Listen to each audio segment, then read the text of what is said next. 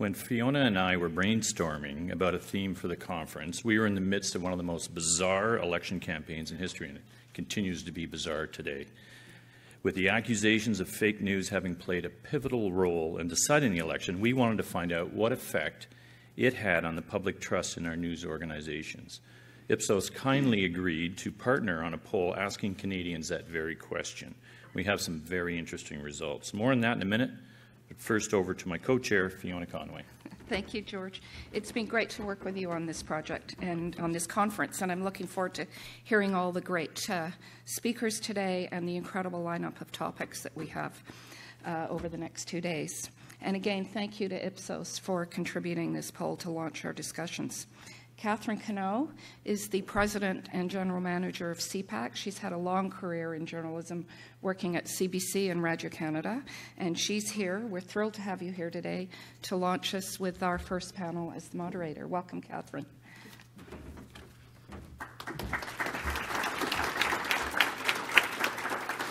Good morning. I'm really pleased to be here this morning moderating this panel particularly. Taking the time to reflect on the state of our industry is not a luxury, it's a necessity. Ian and Fiona are talking about, how fast change are happening and the new challenges that keep emerging for all of us. This year's theme, Connecting with Audience in the Age of Mistrust, shows the complexity of the issues we are all facing. Without audiences, can't speak English this morning, our business model fails. And the shrinking revenues impacts our capacity to generate content, and content to a more than ever diverse public, looking for news from an increasing number of sources. And to top it all, a disengaged public, increased mistrust of news sources, a world confused between real and fake news. The impact of such reality can only be worrisome. Misinformed masses put democracies at risk. So I'm sorry, I didn't mean to start your morning that way. I'm sure you want to go home and crawl under the bed. But there is good news, and I'm an optimistic. There are ways to look at this in a bright way. And don't get me wrong, I mean, we have had a lot of wake-up calls lately, particularly in the fall. But it's tough. It's a tough challenge, but not unsurmountable. And this is where we want to bring the conversation this morning. There are solutions. What are the issues and how do we own our journalism back? We all believe here in this room that journalism matters, but does the public believe that as well? Do we understand the audience? And in fact, what audience are we talking about? Audiences are complex, they're different. I was talking to a friend of mine's son who's 20, and he said, don't try to figure us out. And certainly don't try to put us in the same sandbox because we're very different. So it's quite challenging. And to help us see more clarity, let me introduce you to our superb panel, 3 leaders who are never crawling under their bed, promise, are working hard to find answers. So Troy Reeb, you all know all of them, but I will introduce them. Senior Vice President, News, Radio, and Station Operations at Corus Entertainment, Inc., Jennifer McGuire, General Manager and Editor-in-Chief of CBC News, and Wendy Freeman, President, CTV News, Bell Media. But before we get to the panel, let's get our facts first. Our discussion will be inspired by a new study on the Canadian public's trust and confidence in news sources. IPSOS conducted a survey in early May, and I would like to invite Darrell, CEO, IPSOS Global Public Affairs, to join us and share the findings of this recent poll.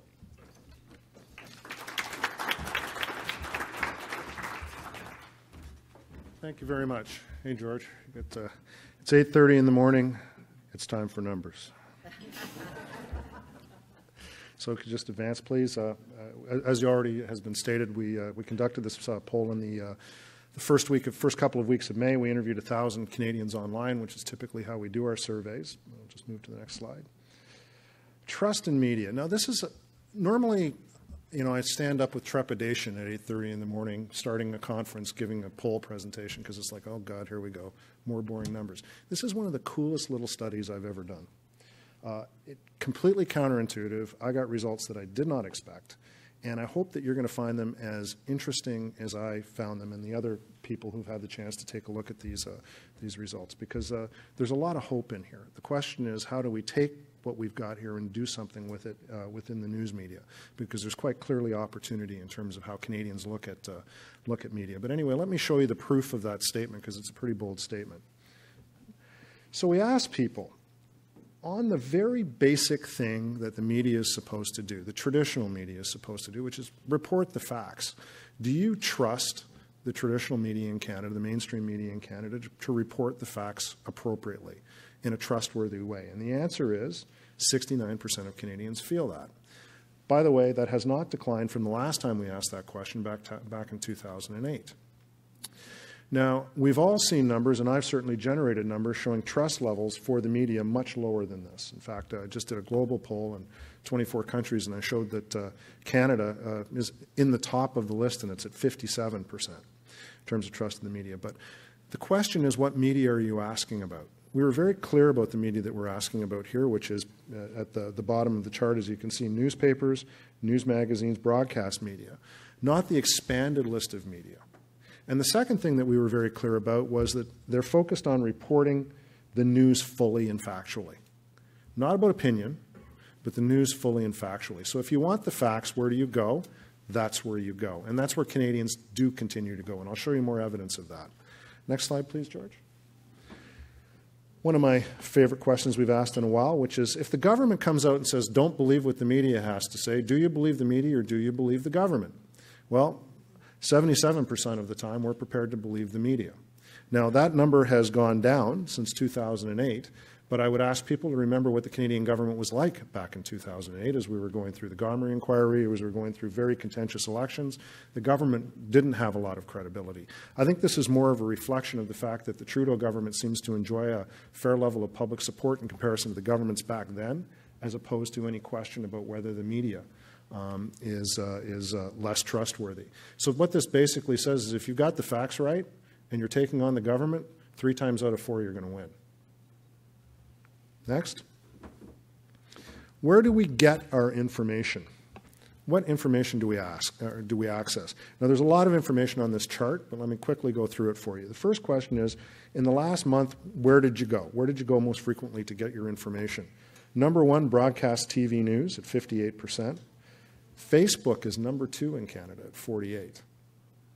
But there's some interesting aspects to how people use Facebook that we'll get into in the next chart, and how they use social media in general, that suggest that maybe it's not so much that they're getting their factual information from Facebook, but they're maybe connecting to other media sources through Facebook. It's not about Facebook content specifically.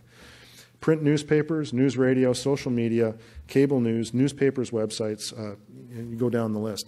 What I would argue is that based on these data, and we'll see this in just a second, there's a bit of a digital discount. So if something appears in the traditional media and it appears on television, or it appears in the newspaper, or it appears in a magazine, it seems to have a benefit of credibility beyond what appears in the digital format. And by the way, we see this, and this isn't just a Canadian thing, this is a global thing. Digital media gets questioned more, and people see it as more questionable than the more traditional media. On the second side is how Americans, or actually this would be your left, I guess, how Americans responded to a very similar question. We did this survey for BuzzFeed. And then looking specifically at millennials. Millennials are much more likely to say things like, for example, Facebook and social media are more important to their media mix than older Canadians are. George? And this is, you got to really put those two slides together. One is, where do you go? The second thing is, who do you trust? And this is where I really see that digital discount I described before really enforced. So if you look at where people actually trust the information they get, broadcast TV news, print newspapers, news radio, it looks very, very traditional. To the bottom of the list, Twitter. Now, the interesting thing about Twitter is like this world's smallest feedback loop, right? There's journalists talking to other journalists and people who are really in the know talking to other people in the know. The general population really doesn't access Twitter that much. They may be much more likely to access sites like, for example, Facebook, but still it's pretty low. So what you're seeing is that if people really want to know the truth, they go to the traditional media sources. There's a digital discount, and the level of penetration in terms of trustworthiness of those non-traditional sources is not as high as it is for traditional media. Moving on to the next one. What type of news do we consume? Well, we're most interested in local news. Basic sociology, propinquity. What's most nearest in space is the thing that I'm most interested in. So where do they like to get their news from? They like to get it from local outlets, followed by national news sources, and after that, international news sources. And increasingly what we're seeing among Canadians is that they are looking more and more to their communities and have more and more interest in what's going on in their communities and are looking for sources of information that will help them understand their communities, particularly in a period of rapid change. George? Fake news. Now this is where we're going to have some fun. So we asked Canadians, do you have the ability to differentiate between a fake news story and a real news story? Of course we do. 81% of us are confident that we can do that. Especially, by the way, and this should be no surprise, men, of course, and the university educated. So the worst on this would be a university educated man. So we're absolutely smug, if we're in that category, about our ability to pick out a fake news story. So what we did was George selected 6 different news stories, and since we conducted this online, we could show them to the people who were responding and ask them to tell us, is this a fake news story or is this a real news story? So go to the next slide. Yeah, 63% of us fail.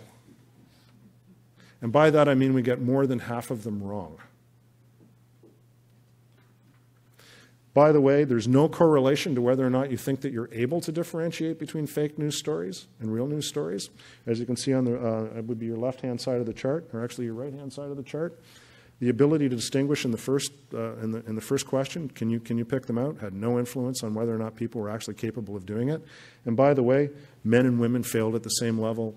People who were university educated and people who were less educated failed at the same level. We're really bad at selecting real facts, separating real facts from fake news. So after that, what we did, I'll show you some of the stories, but you can't read them, but you can read them in the press release. Go to the next slide, George. And you'll see the ones where we scored best. I mean, none of them are real screaming great results.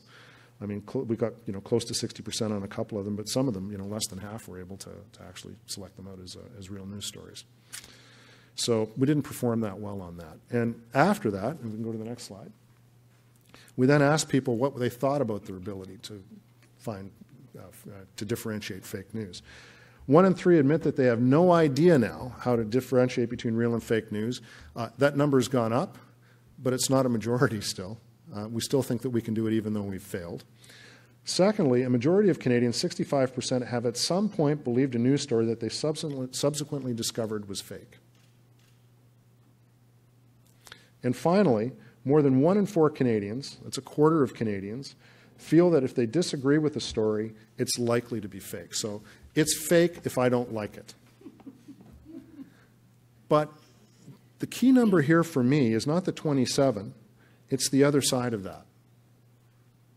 It's the vast majority who say, it doesn't matter whether I like the content of the story or not. If it's a factual story, that's more important to me. And we have more evidence of that as we go through this. So it's not just a matter of people clicking off because they believe or turning the page because they believe that the information is something that they disagree with. They actually are prepared to accept that if something is factual, even if they disagree with it, it's something that they should pay attention to. So the next slide, I think it's just my smiling face, okay, or my name, anyway. So to sum all of this up, traditional media still looks really strong in terms of people's reaction or response to the ability of anybody to provide them with facts. Traditional media still looks pretty strong. Canadians are caught up in this vortex of fake news, and they're looking for somebody to help guide them to the truth. And the place where they look to be guided to the truth is in with the traditional media. Now, the unfortunate part of this is, and we didn't explore this in the survey, how do you get people to pay for that? So the marketplace opportunity is obviously there. The credibility is obviously there. The unique selling proposition is obviously there. The question is now, how do you monetize that? And I guess you've got the next day to figure that out. So I'll turn it over to the panel. Thank you very much.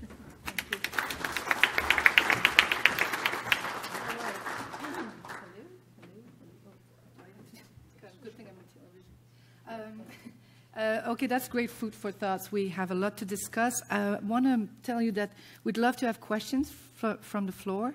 So we may, if during the conversation you really want to say or ask something, kind of wave, I will be looking. And if not, at the very end, for sure, we'll leave some time for it. Okay. Now, this is actually far from being gloom and doom, and in fact, it's pretty interesting news for the broadcast news organization. But before we go a little deeper on the results of the survey and what it means, I'd like to ask each of you, what is your takeaway? What's the most important thing you actually take from those results? Wendy, do you want to start? Well, about that. I'm amazed how the trust is still there, considering everything going on in the world. And also, for me, it was also how people are still tuning to broadcast news, which is fantastic. Keep doing that. Just how big Facebook is now. For me, that's the takeaway, especially for millennials. We know that. We sort of knew it. To see it in a poll, it's sort of... so that for me is how big social media has become, and so quickly. How about you, Troy? I'm with Wendy. I think I continue to be impressed at the level of trust that there continues to be in the mainstream media, to use a loose term, overall. And I think it is heartening to know that when we see those surveys suggesting there is growing mistrust in the media, we are talking about this total media universe, which includes so much of the digital content that's coming people's way. And I think it's important to point out that even when you've got these factions that are screaming fake news all the time, part of their screaming fake news, they will then cite articles from the very same outlets that they call fake news to back the facts that they like. And it comes to this idea of, well, if I disagree with it, then it's easy to slag it as fake news. I think one of the biggest challenges we have is this, there is a whole industry that has developed within media of taking the cheap route and just taking shots at other media, because we've sort of made it into a sporting event where people like to choose a team, and they start to yell at each other, and it kind of started with Fox a number of years ago, that their talk shows just degenerated into picking apart CNN and the New York Times, and there was no facts being offered or value being added. It was just picking apart other media outlets, and that's become a whole cottage industry now. We all can name a dozen websites that's pretty much how they get their clicks, is just crapping on your work and putting their opinion up as somehow just as valid as your facts. And that becomes a big challenge for all of us to battle. But we've got 24 hours to do it. So, all right, Jennifer, your takeaway. So some of the information affirms other things that I already knew from research that we do. That local news is important, and that the trust is still there. Where I might frame it a little bit differently is we have really clear evidence that the audience is migrating to digital spaces. So I think, two points. One, how do sort of legacy brands and broadcasters bring that brand value that they have on traditional media sources to the digital space, because it's clear the audience is migrating and they have an appetite for real information and real news. CBC reaches 52% of millennials in this country. I know we think of Vice as the millennial brand, but we only do it digitally. And so, these are things that this kind of panel needs to grapple with in terms of our own strategies going forward.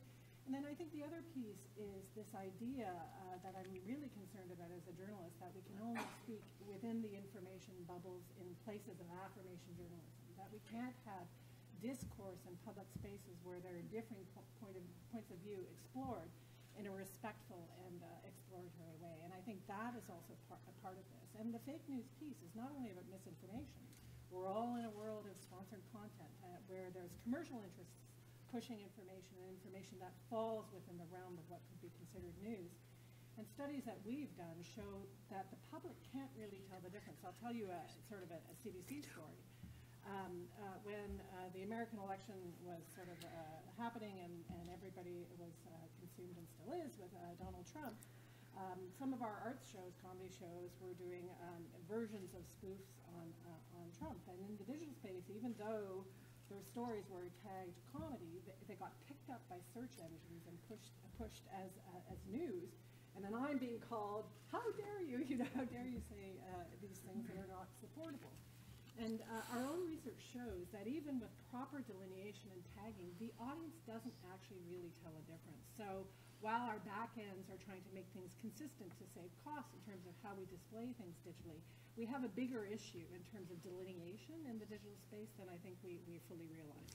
Okay, those are a lot takeaways. So we go back to the trust thing, and you mentioned that, Jennifer, that we know that the audience is shifting. So even though it's good news that 10 years ago, we have the same kind of trust that 10 years ago, and it hasn't really, actually it's even a little better if you look at the poll closely. So people say they watch TV news, but do they really?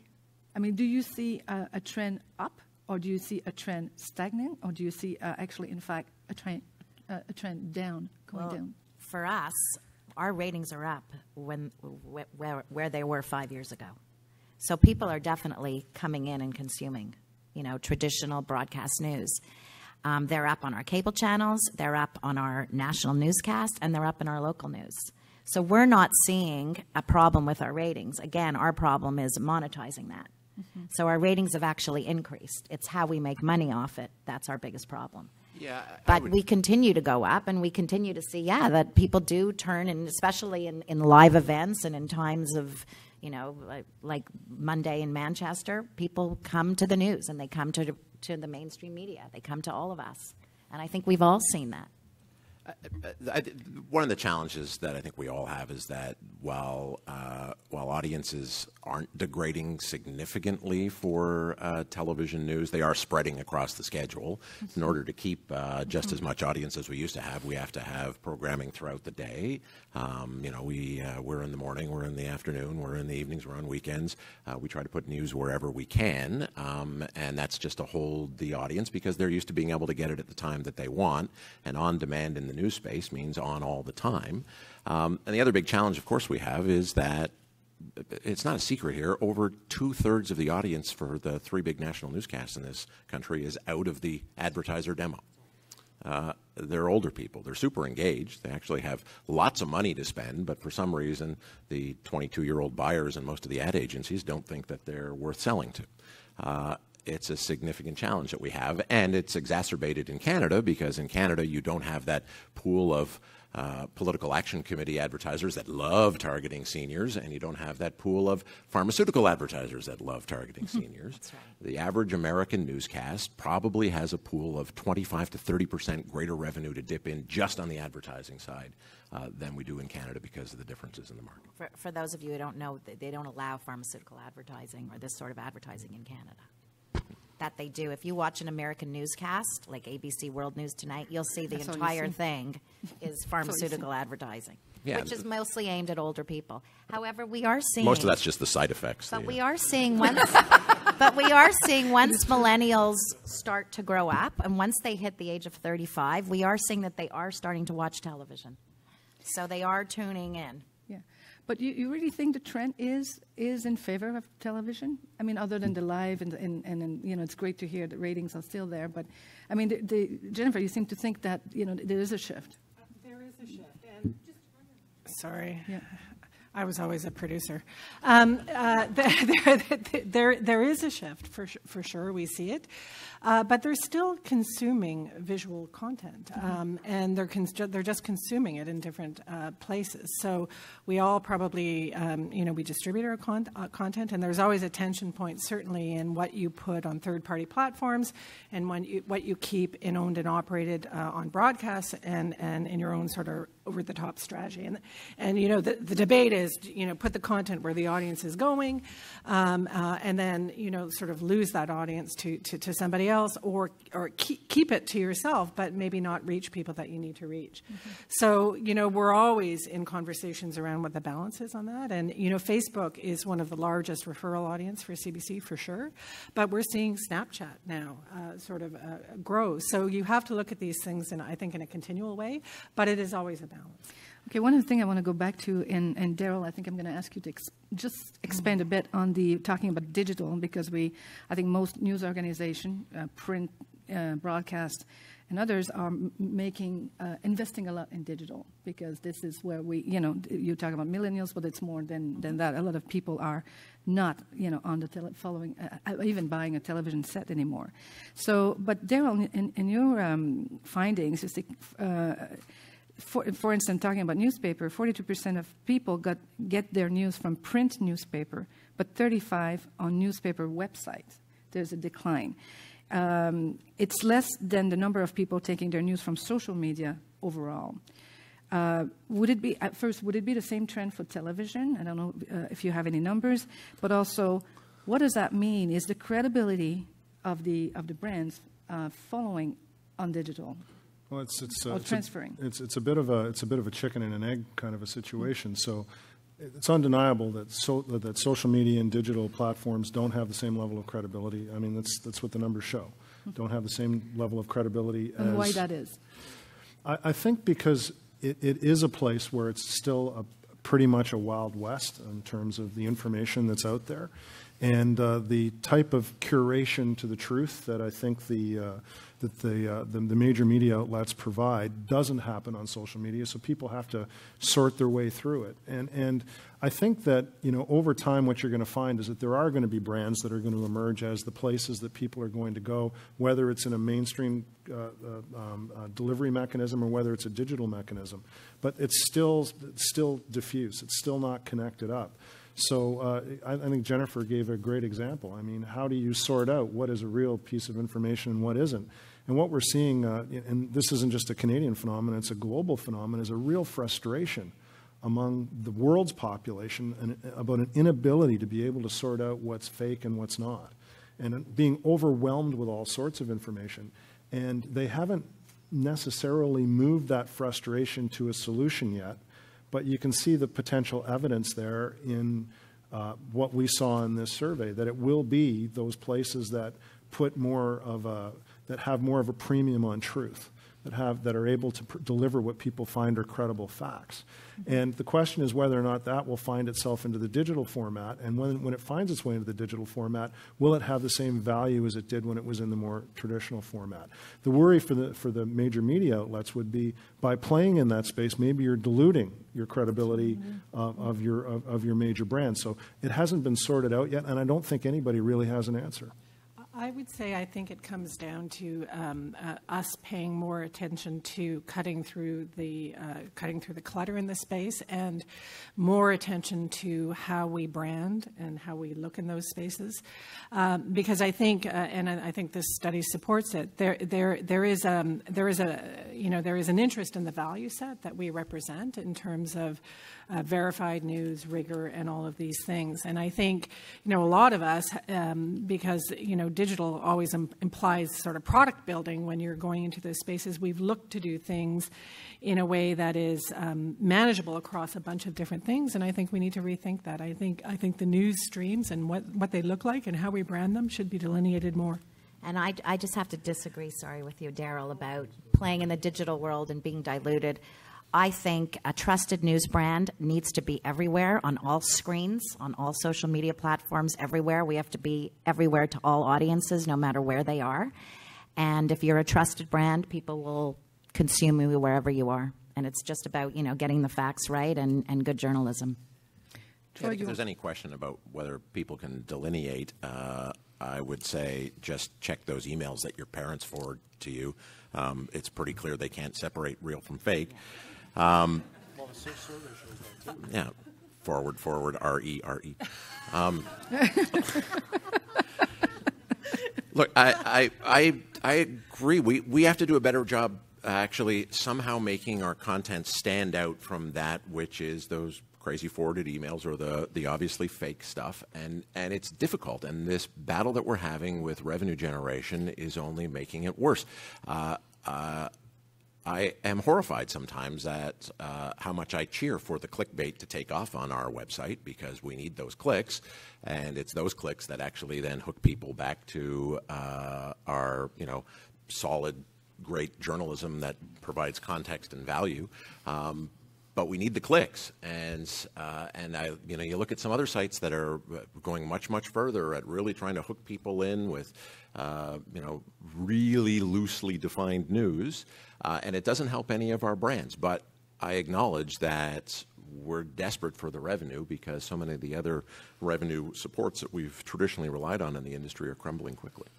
I mean, I think for this room, I mean, it goes without saying, but it's still very, very true that the most revenue in the news space still comes from television.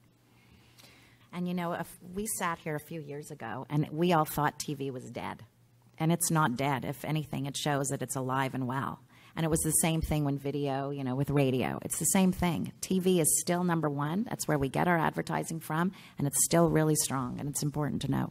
Yeah, but I don't want anybody in the room to be of the mind that somehow TV's a super healthy business, though.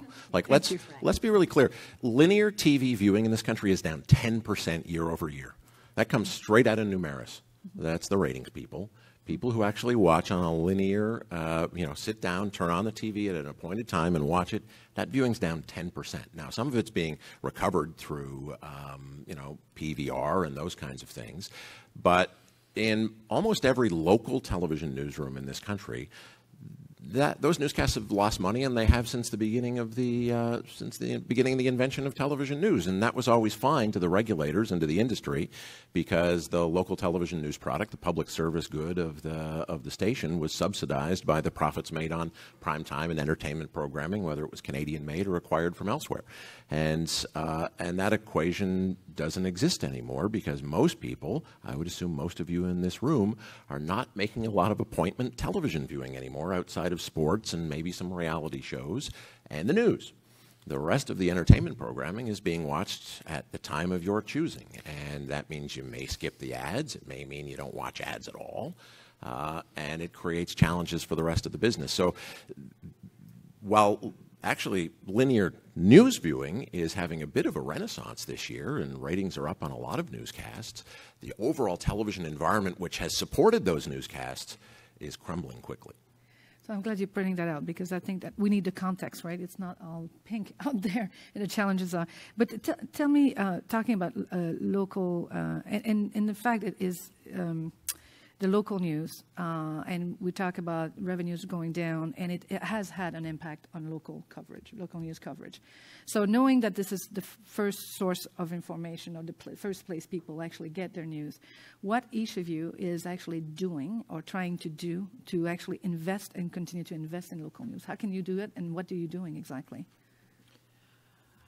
I can start. As you know, last year CBC had a strategy really about converting to a mobile-first strategy, particularly in its local markets.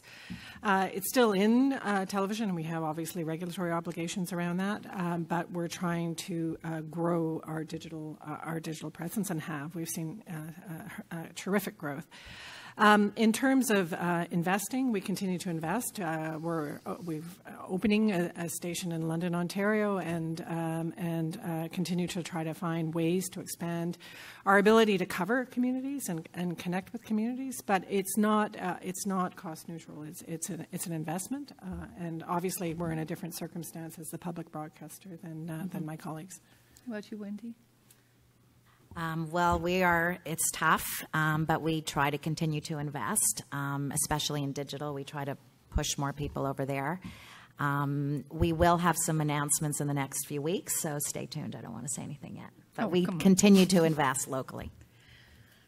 Troy, I mean, is that the right thing to do, invest in digital and in local, when in fact the poll is saying that it's the television broadcast that actually is paying off?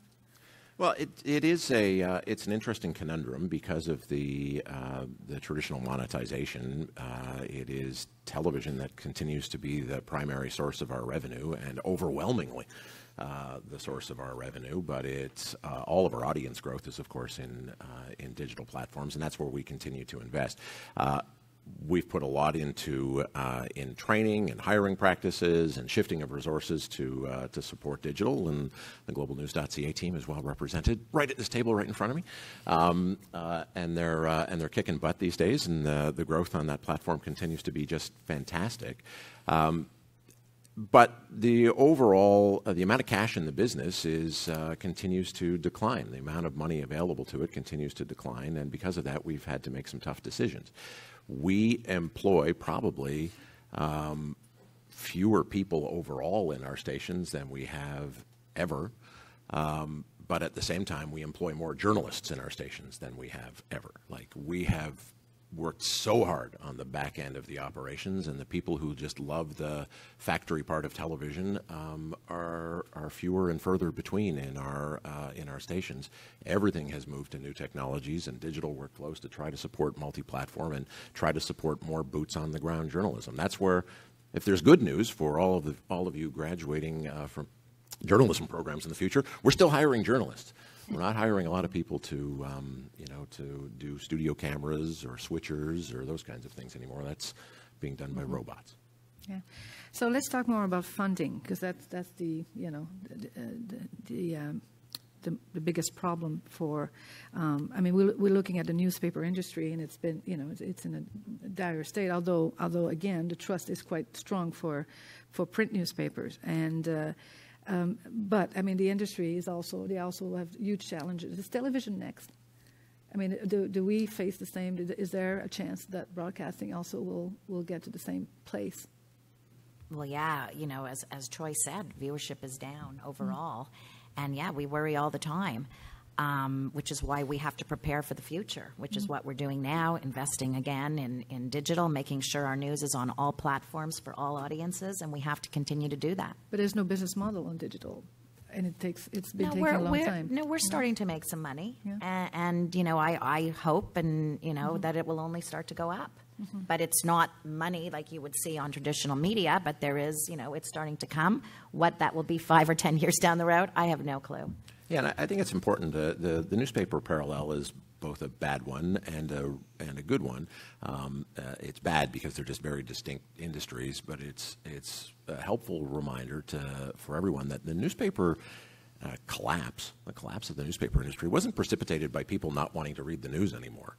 The audiences for the stuff that's in the A section and the B section is as big as it has ever been. The trust factor is still really high.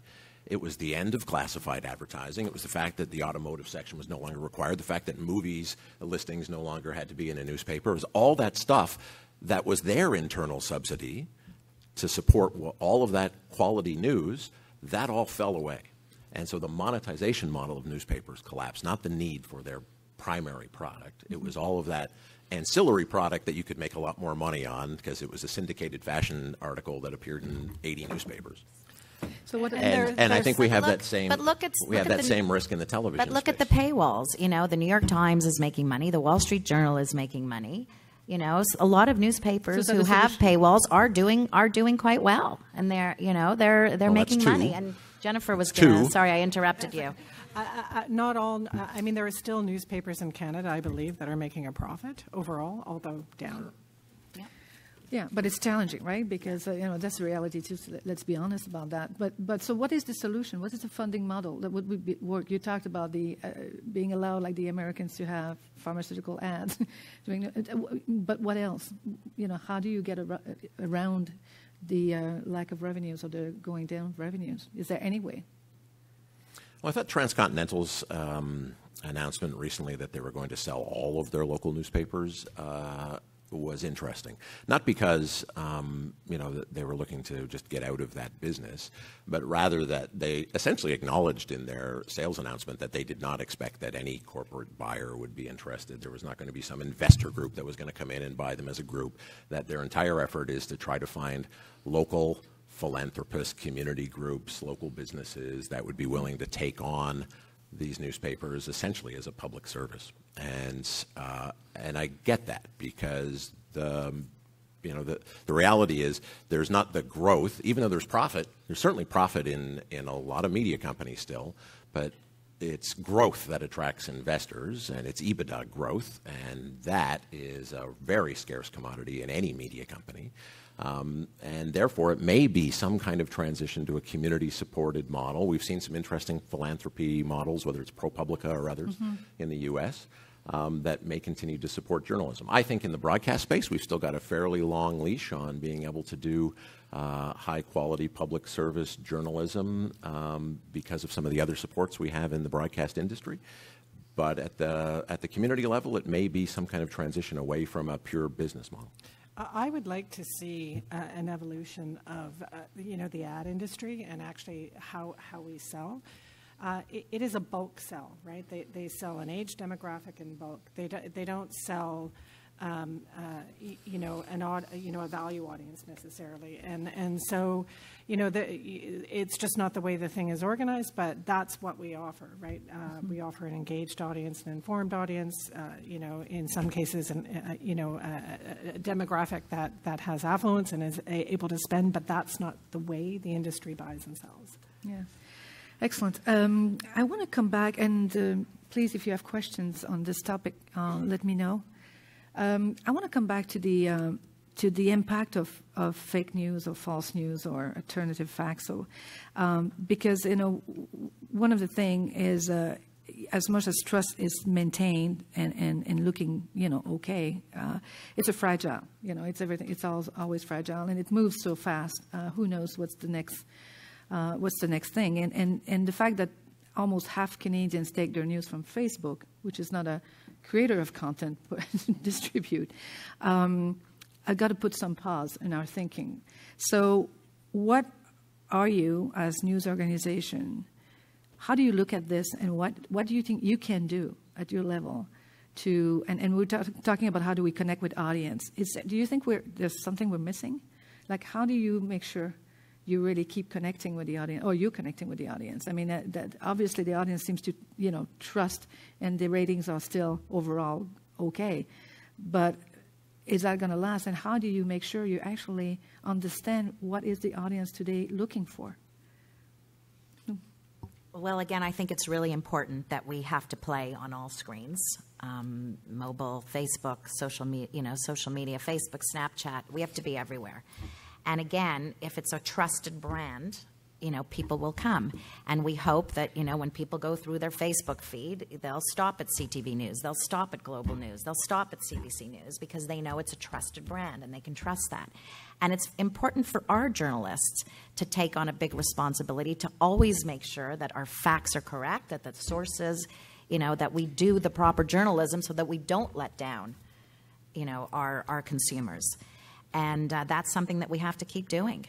Part of it, I guess part of all the fake news thing, we also take responsibility for all of this as well. I think that there's been a lot of issues where, politicians would give mainstream media stories, they would print them, and sometimes they weren't true. And I think, sadly, consumers lost trust in us. So we have to gain that back, and we have to gain the respect back of consumers, of you, the public. And, I know in the United States, they do a thing with Facebook. I think it's Associated Press and ABC News and a few others. And I think it's the Facebook Journalism Project, where they're finding, it's done as a public service, and they're fact-checking to make sure that what you see on Facebook is real.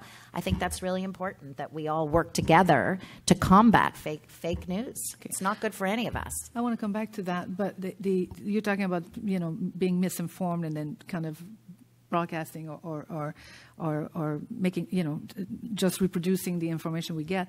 But you look at, 4 years ago, Rob Ford, where, most media were kind of dismissing him or Trump, and at the end, he was connecting with a public that was actually quite important. And the same with Trump.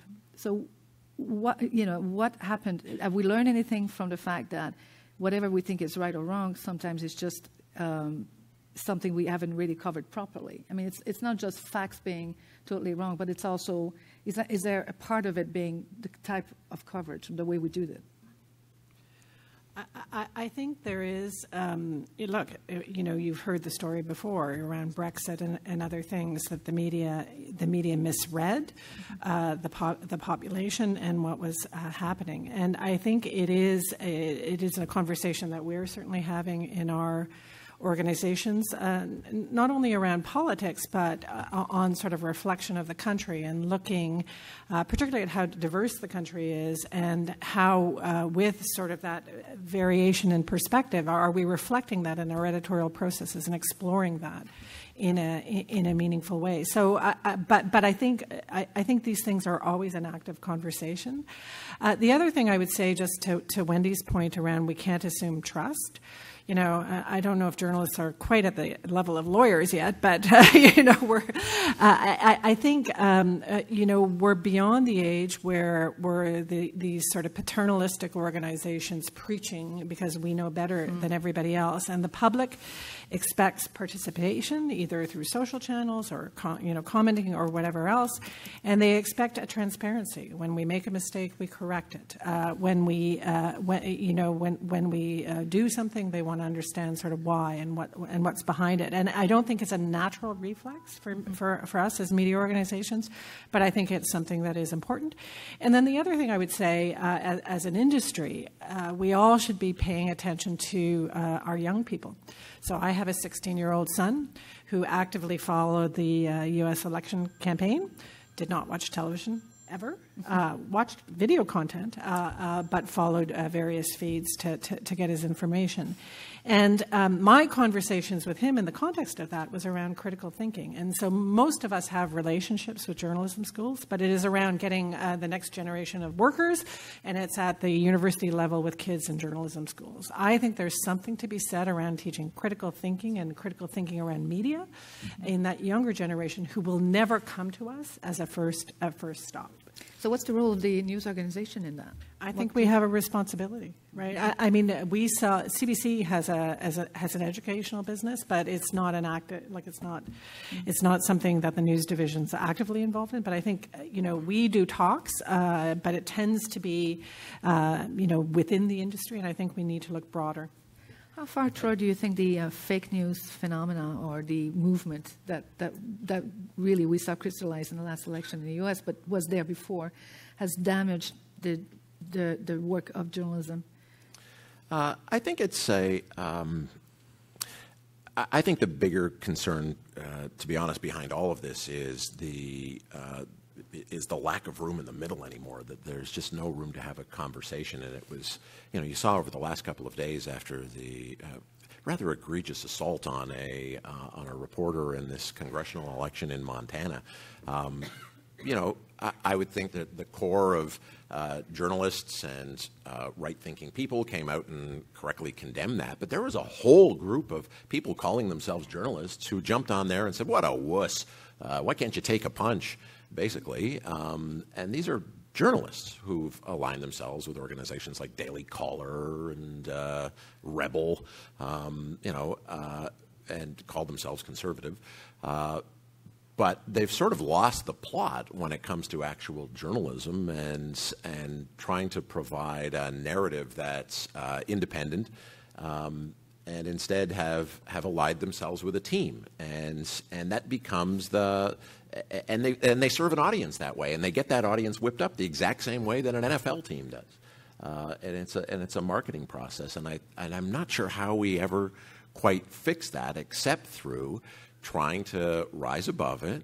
And it becomes difficult when you get pulled into it all the time. And we've had lots of our reporters who've been attacked by these quasi-media organizations, and they're always trying to pull you into their narrative and their story, and which then crumbles down your ability to be objective. So it becomes difficult to ignore. And then what happens? Yeah. And what happens is you're so busy trying to fend that off and deal with that you're not covering the news, because you're so busy trying to deal with all that other stuff that we're not out there covering the news. Mm-hmm. Good point. It becomes a vicious cycle. Jennifer, you were going to add something? So it goes back to my first point. I think, you know, there is a risk that we're, you know, with all the choice out there and the choice to only explore and find opinions that match your own, that we're losing a space for the kind of discourse that actually enhances the democracy. Mm-hmm. But so how do we take ownership back Well, but I don't think the way to correct that is, I mean, I completely agree that we cannot be in this paternalistic world where we're preaching from on high. I mean, the days of, Uncle Walter Cronkite are long gone. We have to be down and reflecting the community back on itself. But that doesn't mean reflecting ignorance back on ignorance. Like doing streeters with people who don't know what they're talking about is not journalism. There is no value there. We should be seeking people who can actually add value and offer expertise. And the right way to cover Trump in the lead up to the election, all these people who say, oh, the media missed it, or they missed it on Brexit, or they missed it on Rob Ford.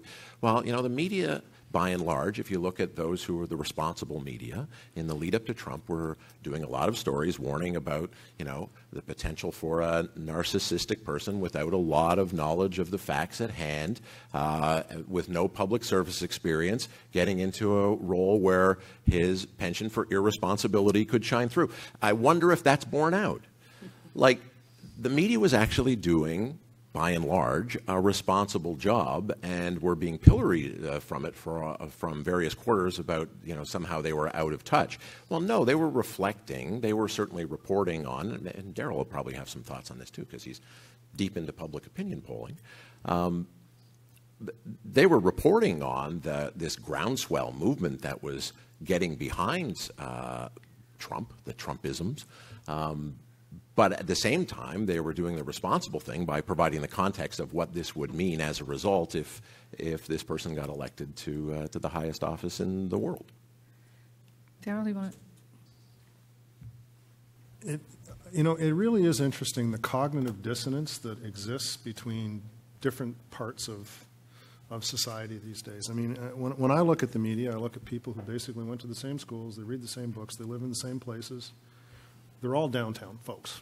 I mean, that's basically who they are. They don't live in the suburbs. Sometimes they do. I guess they're forced to by house prices in a place like Toronto. But, I wrote a book a couple of years ago in which we describe these people as the Laurentian elite, right? People who believe that they understand what's best for the country, that they understand the country the best, and it's this little sort of group of people who basically run everything. And for the longest time, they did. And what the Canadian population did would be to defer to them. They were the people who were in the best position to be making these kinds of decisions. What's happened, though, is that the group has become smaller and more concentrated and much more in particularly the downtowns of our major cities, and it's lost its connection with the rest of the country.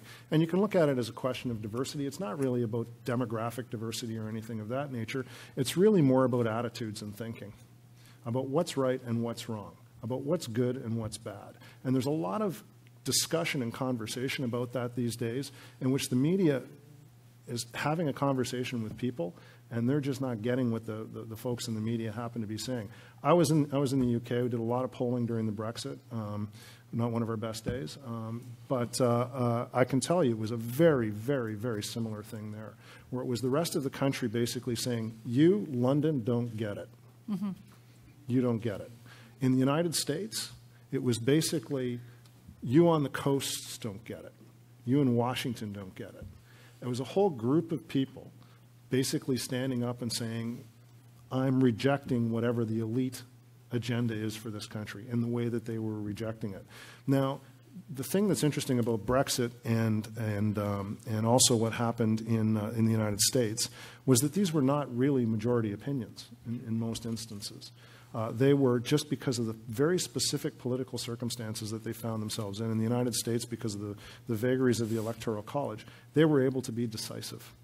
And you're going to be seeing that all over the world, because there are these groups of people that are coming together that are basically rejecting what we keep calling the middle space, which is basically the space that's dominated by the elites. And it's becoming more left and right in terms of their reaction to that. And the public's reaction to this whole situation is they're basically rejecting expertise. And so when an expert comes out, when somebody comes out and says something like, for example, 95% of climate scientists agree on that, that global warming is caused by human beings, the public's reaction is, why should I believe 95% of climate scientists? That's discouraging. Is this fake news? Is this real news? Who do I need? Maybe I need to, hear what they say on global television or on CTV or maybe CBC, something that I can trust, somebody who can curate this for me, somebody who can help me understand what the factual basis is for this and can have a conversation with me in a way that I can get it rather than in terms of the agenda that they see as the only agenda that's possible for the country. And this has happened in the United States. It's happened in the UK. You saw it just happen in France. We just went through it in Holland. You're seeing it through a whole different series of places happening, and it is coming to Canada. Yeah. It is happening here. The same forces are here. Which is why I think it's really important that we in the media take our role seriously at actually. You're right. The left and the right are getting further apart, and the middle is hollowing out, and we're the ones sitting in there trying to reach to both sides. I don't think we help ourselves when we do, panel shows that pull one person from as left as possible and one person as right as possible and stand them up against each other and say both opinions are valid. You choose. In fact, it's about trying to add context and understanding, and that usually takes some resources, and it's difficult to fill airtime with when you've actually got to put some investment in something, and it doesn't serve cable TV very well at all. But it's the challenge that we face to try to actually develop a narrative that works for everyone. I think you're all saying interesting things. It's nothing is black and white. Context is extraordinarily important, more than ever. And I think the educational part is a beginning of an answer. But before we go further, I'm sure you have there are good questions from the people here. So, who would like to go first? And I can't really see you well. There's a big spot. So. Okay, ahead, it's Mary. a room of journalists. You have Yes. to ask a question. Yeah, Mary, okay. Darrell, it was really interesting to hear you talking about the sort of similarities between the States and Canada in terms of those sort of tectonic plates that are moving. And you're on the outside of media. What do you think, Troy was saying we shouldn't just put these polar opposites and say you decide. What do you think, if those tectonic plates are here, is there something we should do differently that the American media didn't? Because it sounds like we have an early canary in the coal mine. I don't know who it was who invented the political panel show, in which basically you take a bunch of lobbyists and inside people who all have an interest in getting their face on television, and they sit there and yell at each other for 15 minutes, and then we go on to the next panel of the same people to do. Just click it off. I mean, it's not educating anybody, but it's a very popular thing in news programs all over the world. I think CNN excels at it the most. I think the most I ever saw was 14 people sitting on television. It's completely unwatchable. Hey, should I talk at the same time as you so we can make it? Yeah, so we can make it just like this. CNN is currently winning the ratings. Yeah, in I was going to Canada. say it's completely unwatchable. Yeah, in the last it's the most 6 months. watchable. CNN's ratings Yeah, are in the beating last 6 everybody, months. and also in Canada. So you gotta people be are on it. watching Okay, so how many people are actually watching it? and listening. That's exactly. How many people are actually watching it? So the point that it is a real challenge, and two parts of the challenge are the programming aspect of it, and I can not pretend to be any expert on that, but I don't think making 14, 15 yelling at each other or making it 20 yelling at each other makes it any better, if that's the solution. But I do think that there needs to be a reflection among the major media in Canada about just how narrow a point of view they have. Just how narrow a point of view that they have, and how that can be expanded, not necessarily to radical positions or whatever, because, by the way, the radical positions in this country are actually quite narrow too, but a greater representation of the country that we've become. I mean, Toronto, for example, just to be clear about this, 50% of the people who live in Toronto now were born in another country. 52. Yeah. 50%, half. Yeah. So go down to Yonge Dundas Square, turn around in a circle, and every second person walking by was born someplace else. I know we're trying to get more diverse on television. That's a good thing, but it needs to happen a lot more quickly because the country is changing very, very rapidly. You know what you also don't see an awful lot on television? Old people. And, it is interesting because, You don't, you say? No, we don't. We Not don't after see July 1st, anyway.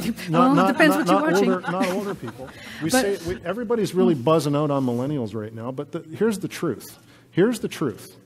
The truth is that we now have more people in Canada over the age of 65 than we do under the age of 14. And it's going to get more and more and more and more of that. And that's because Canadians are now living to the age of 87.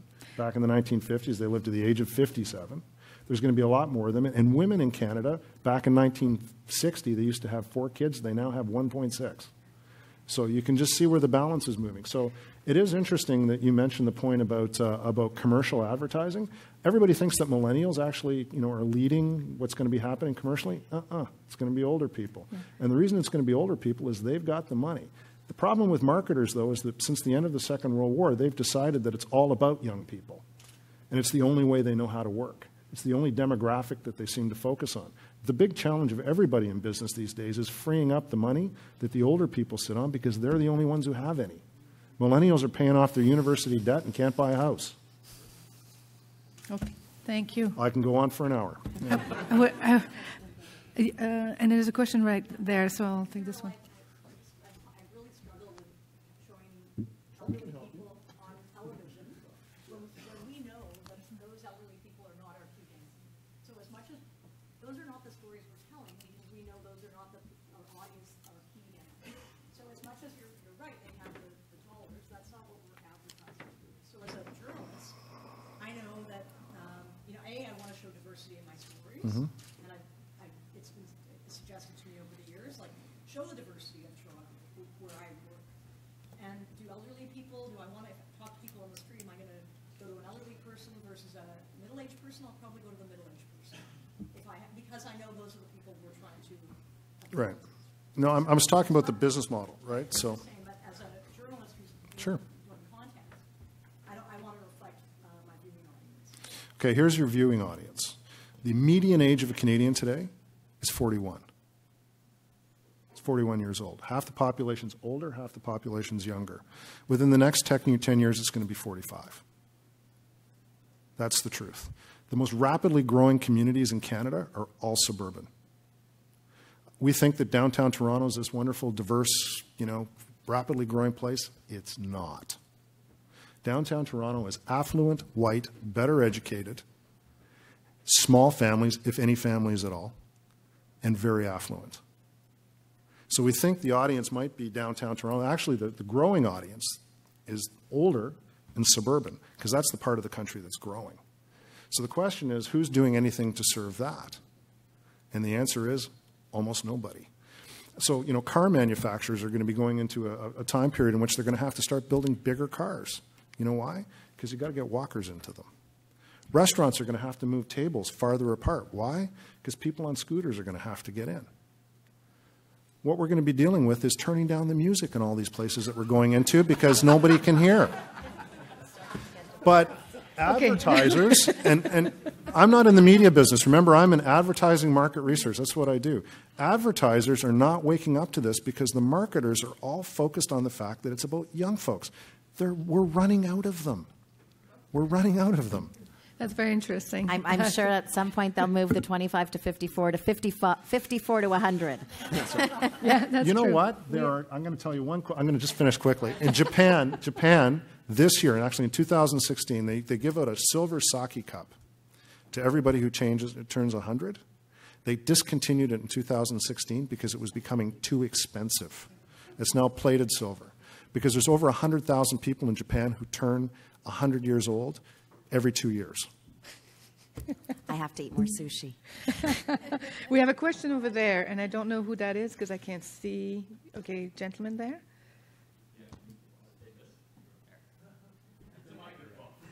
I don't know if this is. Oh, there we go. Can you just get up because we can? I'm sure they don't see you. Actually. So on the topic of fake news, I know that satire has always been a big part of kind of television news. With for example, this hour is 22 minutes, kind of making fun of the things that generally is taken quite seriously in the news and in the public's kind of point of view. Where do you think the line is on online and on that new platform that is growing? Where do you think the line is that, a website that, claims to be kind of satirical, where do you think that line is that they may cross that and become, maybe a website that has politically fueled, views that are influencing their content, that's making it more, fake news with almost a malicious intent? Like, where do you think that line is between satire and then now, like, purposefully fake news? Turn on the mic, Jen.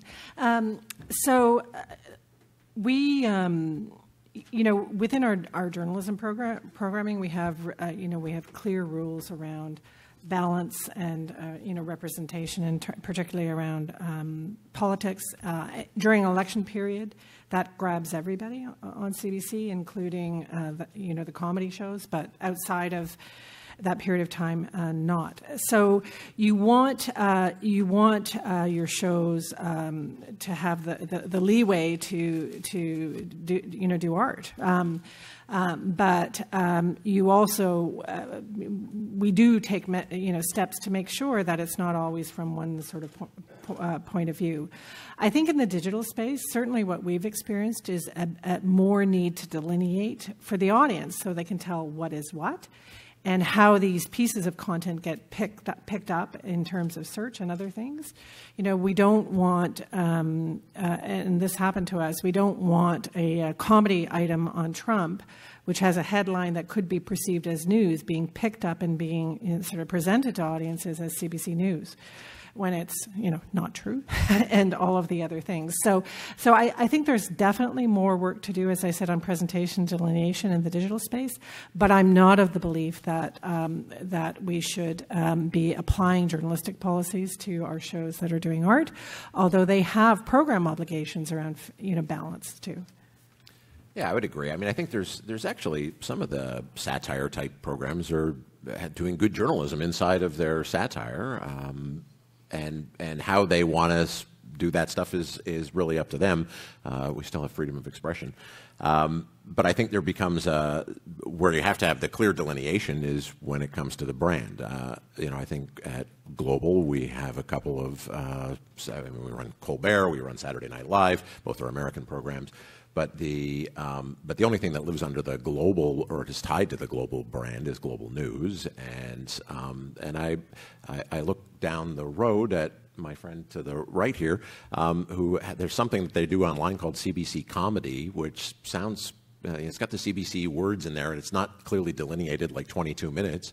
And that would cause me concern if we had a Global Comedy that was putting out the kinds of headlines that CBC Comedy does. I use that term loosely. Because it causes brand confusion. I'm sure it's caused problems for some of the journalists at CBC, and if I was one of them, I would not like it one bit. Okay, we have time for one more question. Is anyone? Okay, go for it.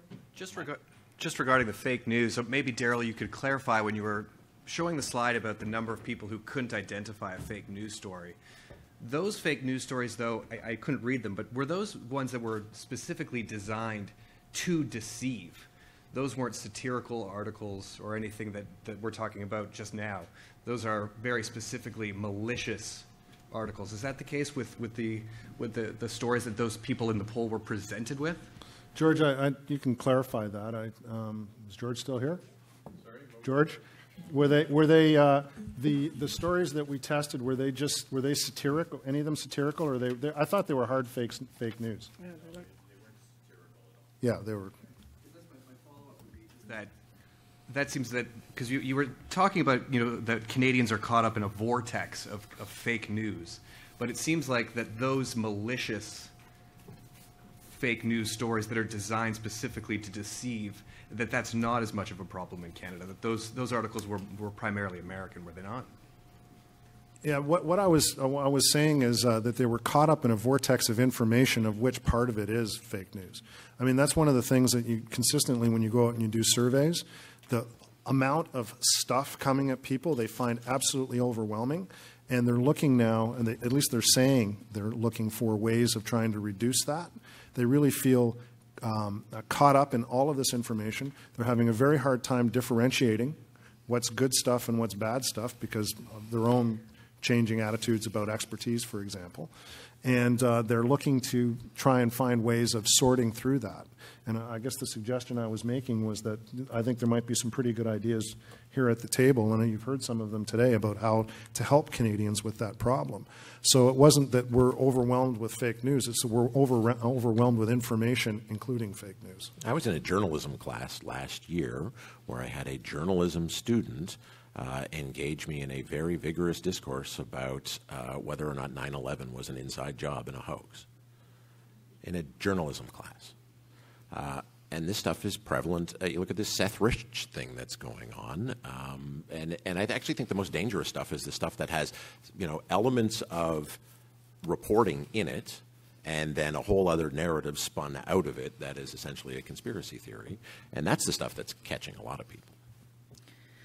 Okay, I have one last question for all of you. It's nice to know that people believe in good journalism, that it's important. We're not the only one, the broadcast, news organization, to actually have issues with fake news and other news that are maybe false, not even fake, but not totally right, or alternative facts, however you call it. The newspapers, we have friends from online news here. There's we're all in it together, right? Everyone is facing the same issue. What kind of partnership? Because you were talking a little bit about the work of Facebook and news literacy, and which has been praised and all that. But what kind of partnership do we need to have? I mean, the broadcasters here, and then the newspapers have their their meeting. Do we need to have to actually make a dent and be able to face, because this is pretty much out of control, even though we know that we're trying to do our best, but there's still, we don't control the amount of info that is not true out there. So what would be the kind of partnership we should be actually thinking about that's very different from what we've done so far?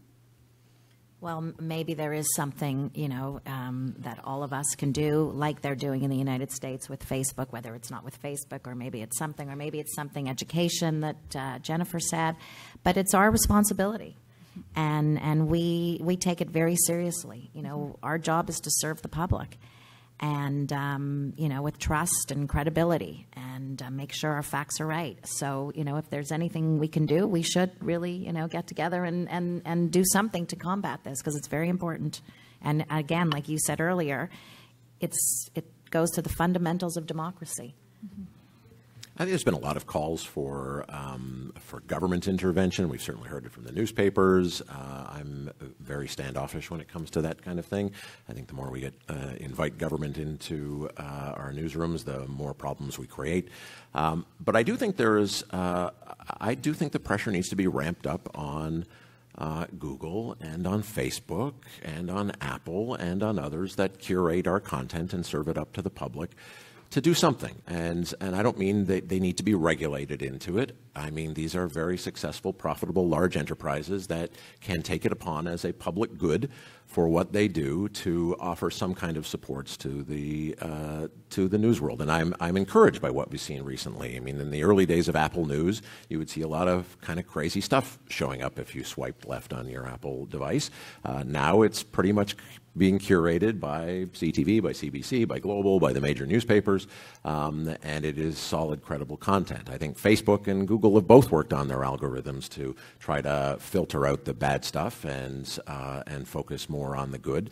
But I think a lot more can be done in that vein. And remember, the fundamental challenge that we face as we serve up half of our content almost through Facebook, 40+% right now, is that the revenue model, while we need to be there because that's where the audience is, it kind of gets worse every time we do it. Because for that click that we can sell to an advertiser, Facebook also gets a click off that. For that click, we had the cost of goods of creating that content. Facebook had none. You did all the work for them as the person who set up your profile, and their algorithm did the work. So right away, they can sell an advertiser for the same click that got the user to us, and the inventory problem gets worse, and the price of that advertising goes down, and who falls to the bottom first? So I do think it's incumbent upon those big providers to start having more of a conversation with us, maybe hire some staff in Canada to have a conversation with us, so that we can actually start to build something that's going to encourage more credible news product. Maybe it's appropriate to finish off by throwing it back to this organization and other journalistic organizations in Canada to push their mandate beyond celebrating journalism, which I believe is really, really important, but push forward some of these really other important conversations in a more coordinated way. And I would add, if the government has a role to play, maybe it's in promoting journalism. But anyway, great insights. Thank you, Troy, Jennifer, Wendy, Darrell. Thank you very much.